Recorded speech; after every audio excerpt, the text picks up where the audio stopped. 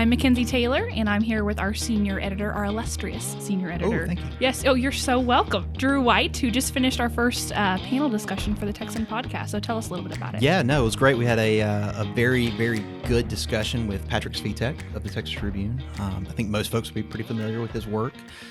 Very seasoned reporter, very good reporter who's covered presidential races. He covered Senator Cruz's presidential bid. He covered the Senate race last year, probably better than anyone. Yeah. And then is currently covering Beto's bid for president. And then obviously he's very knowledgeable on statewide issues. He's a very, very good reporter, and we were very happy to have him join us. Very gracious to have him join us. Yeah, it was very, very nice. And then we had Tyler Norris on. Tyler is a longtime conservative political consultant, and Tyler was fantastic in his very deadpan Tyler ways, and learned a lot, and obviously very enjoyable just to hear Tyler just talk about stuff, because he's a great dude. Yeah, absolutely. Yeah. Absolutely. And I hear y'all hit on, again, some hard-hitting issues like whether Old Town Road is country or not. Yeah. No, that was probably, honestly, the most contentious question I think I've asked in any of our podcasts. Obviously, yes. Yeah, this is a big deal. This is ripping the country apart right now. Oh, my gosh. Old Town Road, country or not. And they gave different answers, so you'll have to tune in to figure out who says country, who says not. What they said. Yeah, absolutely. Yeah. So where should people go to hear more about what we're doing and find out some more about these political issues? Sure. So if you want to hear Patrick Svitek and Tyler Norris and myself talk about the post-86 legislature and the 2020 election cycle, you should go to the Texan.news. Read a few articles, listen to the podcast, subscribe. Yes, please subscribe. Subscribe at the Texan.news, absolutely. And, we'll be featuring more of these as we go along. Obviously bringing on legislators, but having these kind of sort of panel discussions with reporters and pundits and consultants is something that we're going to try to turn to a regular feature here. Awesome. So, yeah. I love it. Well, thank you for listening. Subscribe wherever you're listening. Give us a good review, and we hope you enjoy. Thanks, everybody. Welcome, everyone, back to the Texan podcast. My name is Drew White, senior editor here at the Texan, and today we have a very special edition of our podcast. We're going to be discussing the post-86 legislature, as well as doing a 2020 look ahead with two of our guests. The first of which is Patrick Svitek, a longtime political reporter for the Texas Tribune. We are privileged to have Patrick join us today, and thank you for coming. Yeah, thanks for having me on. Absolutely. And our second guest is Tyler Norris, a longtime conservative political consultant, a veteran of many, many campaigns, and he is also respected, and we are very happy to have him here today. So, Tyler, thanks for joining us. Awesome. Well, guys, just kind of start off, 30,000-foot perspective. How would you describe this session? Relatively uncontroversial. There were obviously some, intense debates, but especially compared to the last session, things weren't that contentious. You had the big three, the top three state leaders coming into this session, making very clear they wanted to focus very intensely on school finance reform and property tax reform as well. And throughout the session, they remained pretty unified in that pursuit. And by the end, they had some results to show for it. Again, there were a few flare-ups on some controversial bills here and there, but nothing like we saw last session, and certainly nothing like we saw last session as far as the kind of fracturing of the big three, especially between the House and the Senate. Yeah. Tyler? Well, I'm always in it for the drama, and this was definitely a no to low drama session. I've worked in the Senate and the House, including for one Senator, Connie Burton, and I always watch the House. Yes, I do. Always keep my eye on the House because that's where the action is. That's where points of order are going down, stuff like that. And there was barely any of that this session. I can only think of 2 or 3 instances of where it even got remotely contentious. And the focus was, like Patrick said, on property tax reform and on education spending. And they certainly did plenty of both. So. Yeah. And I was going to note, too, I mean, some of this tone, I think, was set in the 2018 election cycle where Democrats did make gains up and down the ballot, but particularly in the Texas House where they picked up 12 seats. They're now 9 seats away from the majority. And so I think both, that's helped set that tone going into the session. And also it helped kind of set the tone looking forward, knowing that a lot of these seats are going to be targeted very intensely in the next election cycle. Yeah. So, on that point, how would you view this? Let's just say from, if you're a Republican legislator, right, just in the House, is this a successful session? Can you take what occurred back to your constituents and say, we got a lot done, reelect me. Yeah, I think the average Republican lawmaker can do that. Yeah. Yeah. I think especially if you were a Republican lawmaker who had a close call last time or an unexpectedly tight race, this is a great session for you. Is like, don't rock the boat, get these bread and butter issues done. I think if you're that kind of lawmaker, then you're thrilled with this session, quite frankly. Yeah. I mean, we've all seen the post-session conflict between your various types of Republicans over whether this session was a success or not. I think it was. If you go back as a Republican to almost 2 years ago today, property tax reform had been killed, and it had been killed in a particularly gory fashion. We were looking for 4% caps, 6% caps, rollback elections, stuff like that 2 years ago. If you had told me or you told almost any Republican that we were going to end up with hard 2.5 and 3.5% caps and plenty of transparency and essentially make it difficult for local government to grow outside of a much lower level, we would have given a couple of limbs to get that. Yeah. Well, we've got it. And that was the success of the session, I believe. Yeah. So at the Big Three's press conference last week, we were able to speak with Representative Jeff Leach afterwards. And, we talked with him a little bit about how he viewed it. And, rightly he pointed out that it's not an actual direct cut, right? It's just sort of a lowering of the increase in rates going forward. Is the lack of an actual cut, do y'all see that is that a problem? Is that something that lawmakers are going to have to deal with sooner rather than later? Or is sort of the cap on the increase in rates enough to sort of hold folks over? It's a problem. It means that people's property tax bills are going to continue to rise, and they're high to begin with. But it's the difference between the only option to cut those taxes is essentially buy them down in the system we currently have or raise taxes elsewhere to supplement them. And you saw them attempt to do that with the tax swap, the sales tax swap that ended up going nowhere. So, yeah, of course, the problem hasn't been fixed because property values are going to continue to skyrocket in this state as, 1,000 people move here every day. Yeah. But politically, it's a problem if you're a dishonest politician. I think it's going to be interesting to see what the messaging is on this in the coming elections. Yeah. People, making clear that this was a bill passed to rein in property tax growth, not cut property taxes. And someone who was very vocal about this, I think, throughout the session was Dustin Burrows, the House Ways and Means Committee chairman. Yeah. It was almost like kind of trashing his own bill and how much he got up at the mic and said, look, it's not a property tax cut, this is property tax reform or something else. And so it'll be interesting to see how that's messaged, how much honesty there is in that. Yeah, no, we actually, we made an effort to include, his comments in that in a lot of the stories when we were covering it because he was so emphatic, like, hello, this is it's not a cut, it's just a reduction in the rate of growth. Right. Which is interesting in terms of, how that's going to factor into the messaging. Sure. Similar policy question, a little bit different angle on the school finance side of things. Lieutenant Governor made the teacher pay raise a huge issue, right, in terms of wanting to get this done this session. They didn't hit the exact numbers that he was advocating for necessarily. They kind of compromised on the House side. Is the teacher pay raise issue and sort of the increase in the growth of spending, is that an issue for Republicans going into next year? Is that an issue here, or is that a win politically for the Republican Party? I think amongst the activist base, it certainly has become a public issue in the last couple of weeks. Did we grow beyond population plus inflation by most, or times inflation, whatever it ends up being? By most accounts, yes, we did. I think there's some other factors most people aren't considering, like just how quickly the state is growing, how infrastructure needs are increasing beyond population times inflation. But yeah, it has become an issue. We did spend most of the money that was in the checking account, if you will. There wasn't much left over there, but we do have a savings account.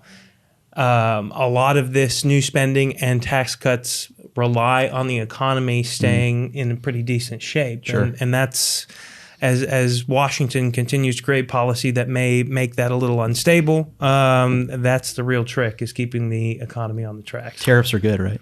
Well, we'll see. I have plenty to say about that. I think the key here, both Republicans and Democrats, I think, are cognizant of this as finding a sustainable funding source, as Tyler pointed out. Some of this, relies on, or a lot of it relies on the Texas economy remaining strong. And I think that'll be a debate next session. Sure. And depending on how it goes, folks maybe look back on this session and, think, in the, kind of unity high of the 2019 session, maybe we didn't account for X and X, but we'll see. Yeah. What, Patrick, this is just specifically for you. What would you say is the biggest story of the session? Is it the compromise? Is it the lack of drama? Is there some other element from I think the lack of drama and the success on those two issues, which I don't think should be underplayed at all. As Tyler pointed out earlier, if you told someone at the end of the 2017 regular session that this is what they'd end up with on property taxes at the end of the 2019 regular session, I think they'd be pretty surprised and pretty astounded. This is how they were able to move the needle. And so, lack of drama, but also don't at all think that the accomplishments on school finance and property taxes should be discounted at all. Yeah. And maybe on the flip side of that, what do you think is an undertold story, perhaps? Something that maybe folks weren't clued into that may become a major factor going forward? Well, we're all plumbers now. Exactly. There's even in these low drama sessions, there's always some little story like that blows up at the end, or that happens on the floor and people doesn't really get coverage until 24 hours later. So I think that's obviously something that was a little underappreciated in the moment. But people pretty quickly caught on to it, I think, in the media. We wrote about this for a story we did for our site about the business community, and one of their top priorities, in my view, was their top priority, was overturning these paid sick leave ordinances that had been passed in the interim around the state. And this seemed like a slam dunk heading into the session. I remember being at a Travis County Republican Party dinner 9 months before the session, and Greg Abbott was the headliner, and his message was don't worry, we're next session, lawmakers are going to overturn these crazy things. Don't sweat it. And of course, it got bogged down this session in a debate over whether to protect those non-discrimination ordinances in the process. And I thought it was a good, good policy story, but also a good political story because I think it illustrated the continuing kind of division among Republicans between folks, who are more business-minded and folks, the social conservatives, who obviously have targeted those non-discrimination ordinances in the past. And so I think that divide continued to live on in that debate, and it ended up in that priority of the business community not making it to the finish line. Yeah. I think if you're looking for missed opportunities, you're right. That what Patrick was just talking about was the major thing that Republicans had been harping on for over a year and completely whiffed on. It didn't happen, didn't even get close. I think something that was kind of hidden in the tall grass this session is kind of the derailment, if you will, of the criminal justice reform movement. Interesting. A lot of things didn't happen that seemed like they were on course to happen. I think the ugliest example was Representative James White from East Texas opening his bill back up on third reading after he was asked to by several members who had concerns about the bill, and they proceeded to talk the bill to death there on the floor, even though it had already passed second reading by a wide margin. So that was, I believe, the Sandra Bland Act. That's what they had named it. And so a number of criminal justice reform issues kind of got kicked into the tall grass and never came back. Yeah. I think bail reform too didn't make it to the finish line, that was one of the few legislative issues that Abbott had an event rollout on before the session. He wasn't out there prior to the session doing a lot of press conferences on specific bills or specific legislative initiatives, but that was the rare one that he did. And it didn't make it. So new speaker, right, this session. Did Bonin play a factor into this? I know we talked a little bit, Patrick, you mentioned about, the Democrats picking up 12 state house seats right in the last election and did very well in Texas in the last election. Is the fact that Bonin came in and he was overwhelmingly the guy, right, for the Republicans. And was that a factor, you think, in terms of, the success of the session or the relative success of the session?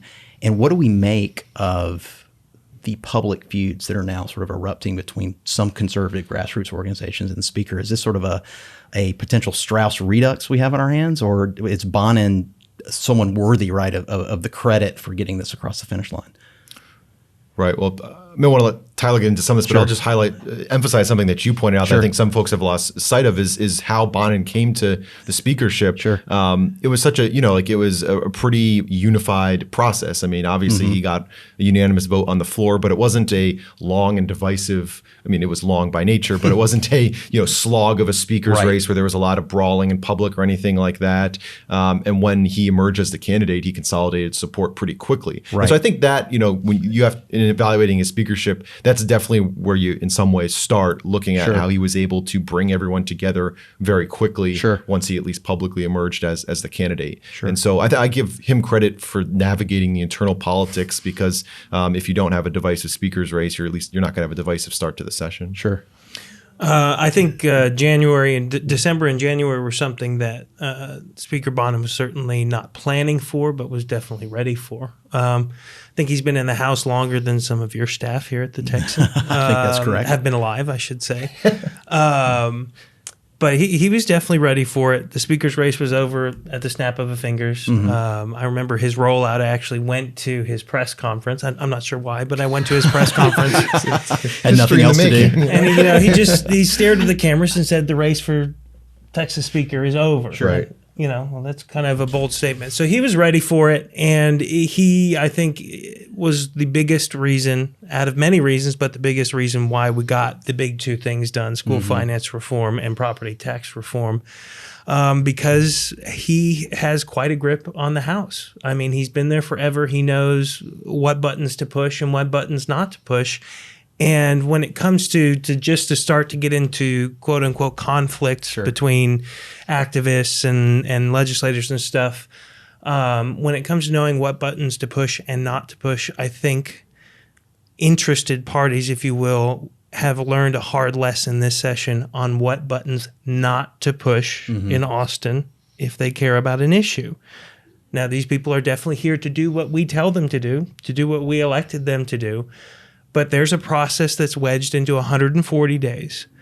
And if you become a problem or you break the rules when it comes to how we're supposed to conduct ourselves down in Austin during the 140 days, you getting your issue pushed down to the bottom of the pile essentially kills it. And we saw that happen more than a couple times.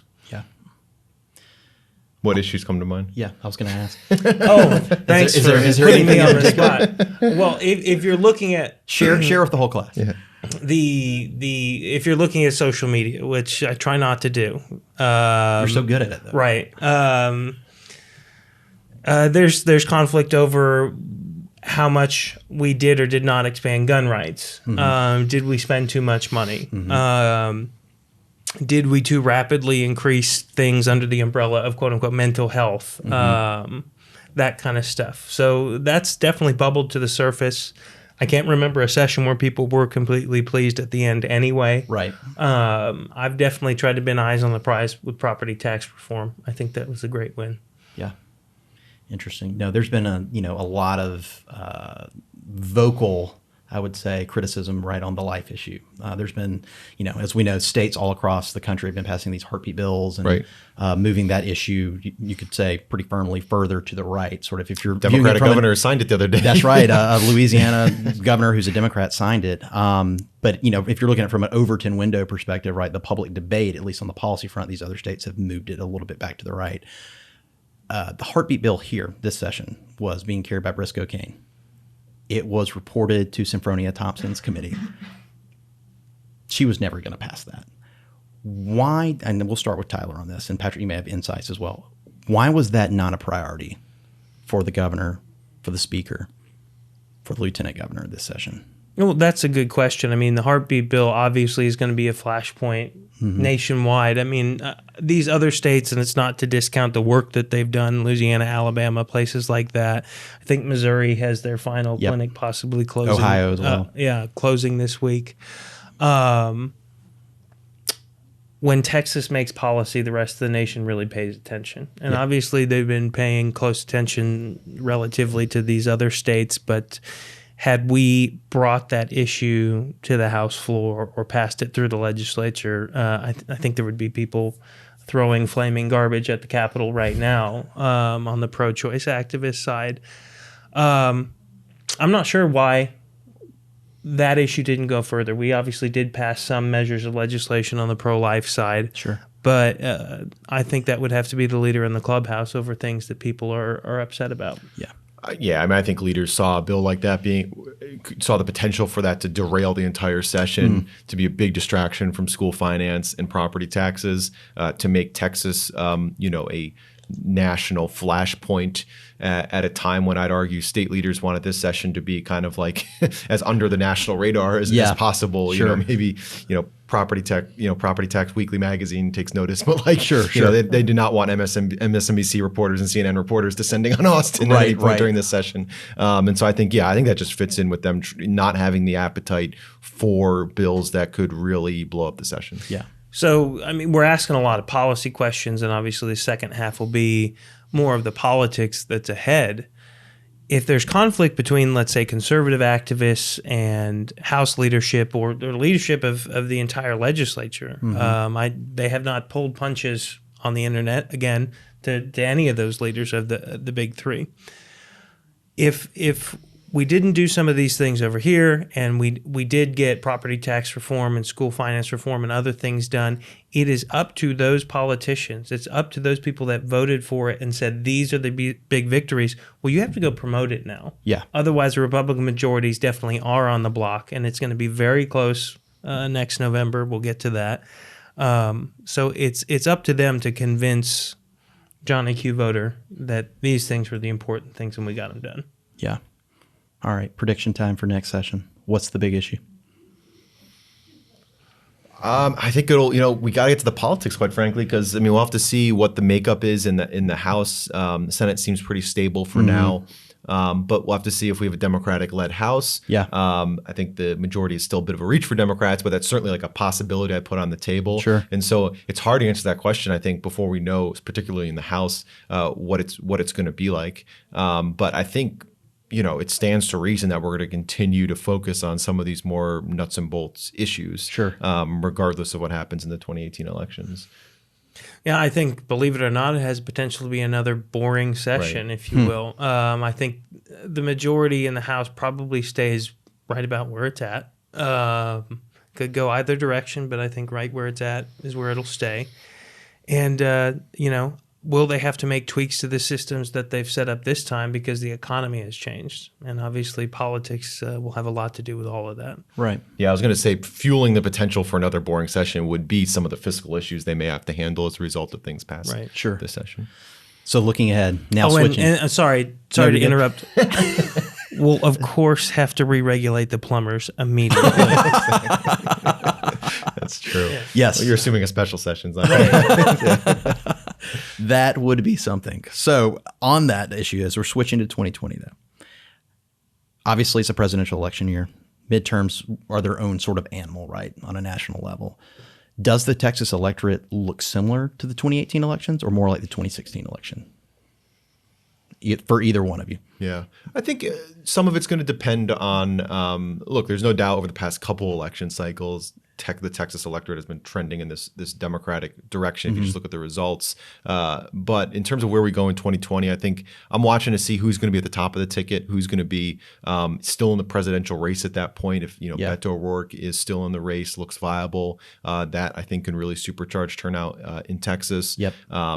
It'll be interesting to see who the Democratic nominee for U.S. Senate against John Cornyn is. Right now, there's only one really serious candidate in the race, MJ Hager. There could be a couple more that get in that could potentially, be competitive. And so she's a good candidate for Democrats too. In terms of on paper, she's a very good candidate. Right? Yeah. And she fits in nationally with what I think some of the national Democrats are looking for. Someone, who's kind of a political outsider, has a military background, doesn't have a voting record to attack. So I think she's certainly a strong candidate on paper. But it'll be interesting to see. There's Royce West, the Dallas State Senator, is in the mix. Amanda Edwards, Houston City Council member, is still in the mix. So it'll be interesting to see who the nominee is against John Cornyn, and I think that will, that will also factor into what the turnout looks like. Yeah, it's definitely going to hinge on the mood of the electorate nationwide, but more focused here in Texas. I mean, Patrick offers, do we have a Texan on the ballot for president? looks like no. Well, right now, yeah, it doesn't Right look now, good looks like based there on will we'll be get to current that numbers, soon. right? Yeah. No Texans on the ballot for president in either party, but we will see. But it also matters, where are we going to be in November of next year? Is it going to be billions of dollars in horrific attack ads between two uninspiring presidential candidates? In that case, I think turnout could be shockingly low. I mean, you've got motivated bases on both sides, but I think the middle of the electorate is increasingly going to tune out as the Democrat primary devolves into whatever it's about to turn into. And the president, I think we're the only three people not running for the Democrat nomination, exactly. right? I mean, I give the president a lot of credit for a lot of ruled things it he's out. done, but I think there will be a fatigue on the Republican side as well. Sure. So we'll see. Sure. So from a Texas perspective, looking next year, just on paper, obviously the state house is very competitive. It moved in a very, very strong Democrat direction last cycle. What races at the state level should folks be paying attention to? What sort of, you've got HD 47, right, which is a very competitive district over on the west side of Austin. What other races at the state level you think are going to be telling next year? Yeah, I think any Republican-held state house seat in Dallas, so Morgan Meyer, I think Angie Chen Button are the two remaining, I may be wrong, two remaining Republicans in the state house delegation in Dallas. They're obviously going to be targeted. Some of the folks who barely made it out last time, I'm thinking Dwayne Bohack in Houston. There was a recount in that race. He's already got a serious challenger. The Democrats, just in the sheer numbers, the results from last time, have a pretty easy roadmap here. I mean, they need to pick up they need to hold all their gains, which is not an easy feat. Then they need to pick up 9 seats to take the majority. I believe there were like 18 seats where it was within 10 points last time or something like that. But you pointed out HD 47, which I think speaks to a bit of a underappreciated narrative, which is that with the right candidates, the right amount of investment, the right message, there are certainly several state house seats that Republicans can flip back. Right. This is not an exclusively Democrats on offense kind of cycle at the state house level. Sure. And I think a lot of the freshman Democrats, to their credit, had good sessions. But again, with the right message, right candidate, right kind of investment, I could see Republicans flipping back several state house seats. Yeah, I think there's going to be about 15 Republican seats that Democrats are gunning for, and probably maybe 8 that Democrat-held seats that Republicans will shoot at. And it's going to be pretty furious action. Nobody's going to be caught unawares this time. You had a number of Republicans in suburban areas go down or nearly go down. I mean, favorite of all of ours, Representative Stickland, finished with 49 some odd percent. Yeah. He was the only one under 50, right? That was reelected. Right. And so it's going to be some pretty furious action. They're going to spend a lot of money, and everyone's going to be hitting the block walking in a way that they didn't last time. And that cost some people their seat. Yeah, and this goes to, I think, a point you mentioned earlier, which is how Republican leaders help out in this cycle, how they help incumbents message the victories of this session. Because let's face it, the three of us cover this stuff watch this stuff pretty closely, and we maybe kind of know what they pass. Right. Think about the average Texan, the average voter, even just the average Republican primary voter. I think there still needs to be a knowledge gap closed there about what Republicans did this legislature in this session. And it'll be interesting to see how Governor Abbott's political operation, Speaker Bonner's political operation, to the extent that he has his own, help incumbents message those wins. Sure. Pete Flores' race. Right. Yeah. I mean, I pointed out earlier that the Senate seems so stable. That's obviously the one that's going to be a real uphill climb, seeking re-election in that district. Sure. He, it was a very impressive special election victory that he won last fall. But the landscape is going to look a lot different in that district than it did. It's a lot different in November 2020 in that district than it did in the fall of 2018. Well, the dynamics there too, just, if that seat flips back to the Democrats, which is, let's be candid, is a very likely scenario, given what that looks like, what does that do to the state Senate? Right. In terms of moving forward and passing to a complete halt. Yeah. Right then and there. Yeah. Things I don't want to say it, but things may start to look like they used to under the previous lieutenant governor, where things just didn't move very quickly at all. So if I can make a sales pitch for Pete Flores. You're allowed to do whatever you want on this podcast, Tyler. Go ahead. And I don't do any work for him, but he's a great guy. If anybody could hang on to that seat as a Republican right now, it's him. Just one of the most humble people I've ever met. Very easy to talk to, very friendly. He is what so many politicians aren't, actually. And he just, I think Lieutenant Governor Patrick needs to buy him a pickup truck right now. And he just needs to be on the road from here until next November, meeting people and reminding them, hey, you had Carlos Uresti. Now you've got this. You know, do you want to risk going back to the situation we had before, or do you want to stick with somebody like me? Well, we're going to have him on the podcast actually next month. He's great. already agreed to come on. Carlos Uresti. No, not Uresti. Flores. I mean, jailhouse interview. No, that's going to be the next thing we do here at the Texan. We're expanding it to jailhouse interviews. I do not volunteer for that duty. Right. Connie, you're up. But no, we're going to have Flores on here actually next month. Yeah. And there's going to be 3 or 4 races that we're going to follow, very particular, very competitive races. That's going to be one of them. Obviously, HD 47 is another one. We're going to try to get everyone who's actually running for that seat on our podcast. And of course, obviously, Representative Goodwin as well on here to, talk about what she's done to make her case. And we want to sort of focus on the battlegrounds. But that's at the state level, federal level, and then moving into, Patrick, what you have kind of made a name for yourself doing, which is following these Texas presidential candidates and covering them very well. Who are we looking at on a Texas federal side that you think is a very indicative sort of race for where Texas could go from the federal delegation? Obviously Cornyn, but who else? Yeah, Cornyn, but then you have 6 targeted congressional races, and a lot of them are happening in kind of the rapidly changing political landscape that is the Texas suburbs. Yeah. And you can pick any of those races, and I think they speak to the political future of Texas. In so many ways. I mean, I guess Will Hurd's district is a bit of an outlier. Sure. That's yeah. largely rural in terms of the overall area. Border district, but yeah. But you look at Kenny Marchin's district up in North Texas, a place that has become much more diverse over the past several years, exurban, suburban kind of geographic makeup. And it'll be interesting to see. We had a story on the site the other day on the Tribune website about these Democratic congressional primaries are already filling up with folks who ran last time and fresh faces who are kind of encouraged by the post-2018 landscape. And so you're going to, again, have, like you did have for John Culberson's seat last time, Pete Sessions' seat last time, you're going to have some really competitive primaries now that there's such a national spotlight on these districts. Yeah. But I think those help tell the story. A lot of those congressional races will help tell the story of where Texas is headed. Yeah. One that, one that continues to kind of bubble up underneath the surface is Pete Olson's district. Yeah. Now, a lot of Republicans remaining in Congress kind of hinges, do they have enough rural population to offset the losses they've taken in the suburbs last cycle? We'll see. But also in a district like Pete Olson's, you do have a very significant South Asian population, folks from Vietnam and the Indian subcontinent coming to that district and moving there and changing the complexion of what was once a very rural and, if I can say, white Republican district. Now looks a lot different. And Pete Olson is obviously going to run for re-election and will be faced by at least one rematch candidate who is Indian, I believe.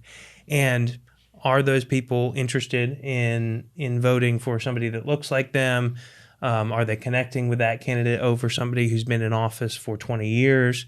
So it's hard to tell exactly which seats will be in contention, but I think that's one that not a lot of people talk about at the moment. Yeah, the rural-suburban divide in some of it's going to be fascinating to see how Republican incumbents navigate the rural-suburban divide in so many of these congressional districts. Because in so many congressional districts, it's such a stark divide. Like, for example, John Carter's congressional district, just north of Austin, you've got Williamson County, which is like Texas's mega suburb county in some ways, and then you've got live there. And then you got Bell County, which is very rural. And like if it weren't, like John Carter was quoted the other day at a town hall, saying like every day I pray for the health of people in Bell County because like without them I wouldn't have won last time against MJ Hager in a pretty close race. Mike McCall's district, which stretches from outside Austin all the way to kind of outside the Houston metro area, in between this huge rural area that that we're all familiar kind of driving through to go from Austin to Houston. Yep. So yeah, it's an interesting divide in some of these districts, and it I think helps tell the story of the changing landscape. It really is interesting too in terms of, is that suburban flip right toward the Democrats? Is that something that's going to be a permanent realignment? Is it temporary? Is it more of a reflection of sort of the era of Trump?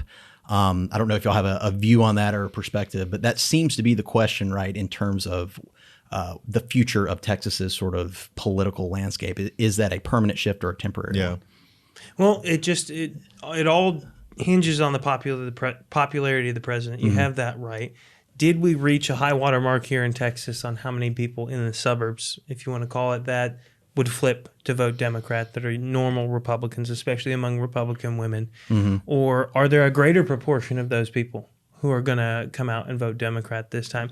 I wish I had the answer to that question. It'd be really good for work-wise, but I don't have the answer to that question at all. It's going to depend on messaging. The economy is great right now. Yeah. But many media outlets, perhaps not this one because it is a fair media outlet, but many media outlets will ignore the strength of the economy and talk about how the president has put a 5% tariff in place and how it's going to make your flat screen TV $12 more expensive, and it's the end of the world. I just want to know what's going to do to avocados in my bananas. Right. Well, buy your guacamole now. Refrigerate the avocados. Got to keep them healthy. We'll all get through this. So it's going to depend on the popularity of the president and how good our messaging is on the economy.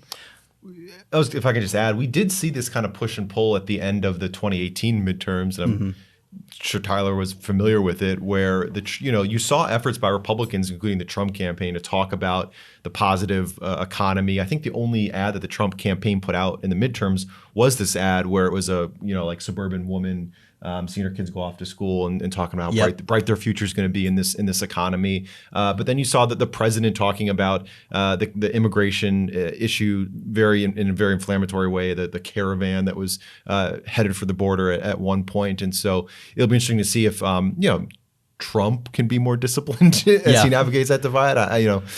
If the past is any indication, I wouldn't be too optimistic. Right. But we did already see, I think, it's kind of a test case for how Republicans navigate those two currents, of the economy and some of these more inflammatory issues that may turn off suburban voters. There's a great saying that one big reason is better than many little reasons. And I think that is kind of where the battle lines are going to be drawn is if the economy stays strong and the president does make progress on immigration, and then over on the Democrat side, their attacks are, avocados are more expensive, and you hate these groups of people, and you hate these groups of people.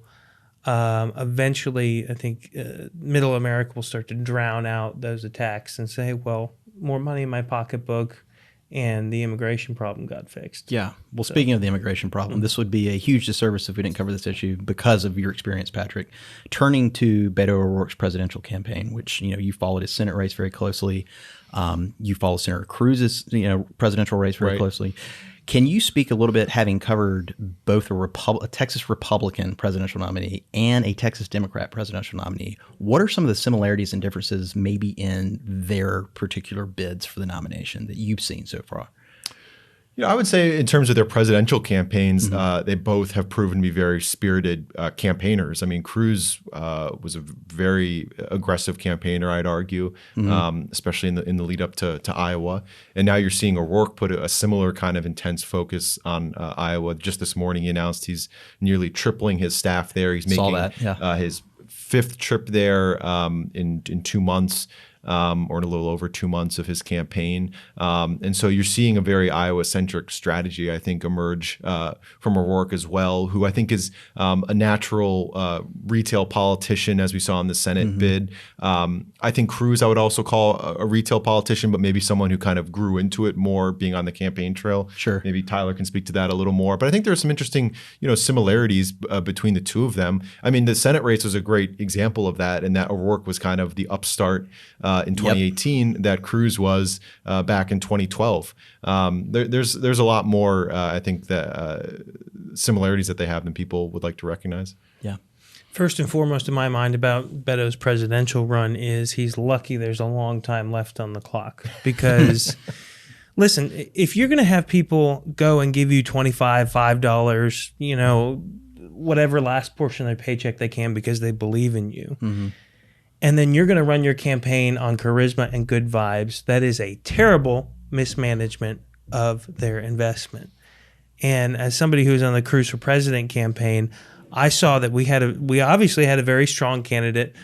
But when things took a turn for the worse for whatever reason, some event in the news or a mistake by the candidate, you had the campaign to fall back on. You had infrastructure to fall back on. Yeah. We had been working with tens of thousands of people in Iowa for months, and they knew the name and they were going to stick with us.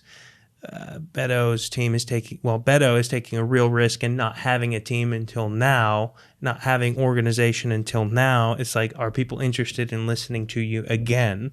Or has that moment already passed? We'll find out. But look, I don't believe that mailers and TV ads and campaign workers can fix all problems. It's a lot of noise. The intangibles have to be there. You have to have a good candidate. But to raise all this money and to think you're going to smile your way through the first few months of a presidential race is terrible mismanagement of money. Yeah, I guess that's the difference there. Whereas, O'Rourke may have the natural charisma that I think some would agree Cruz doesn't. Cruz had the professional operation from the outset that O'Rourke hasn't had from the outset. Why is his campaign stalling in terms of appeal? So, I was going to ask this question.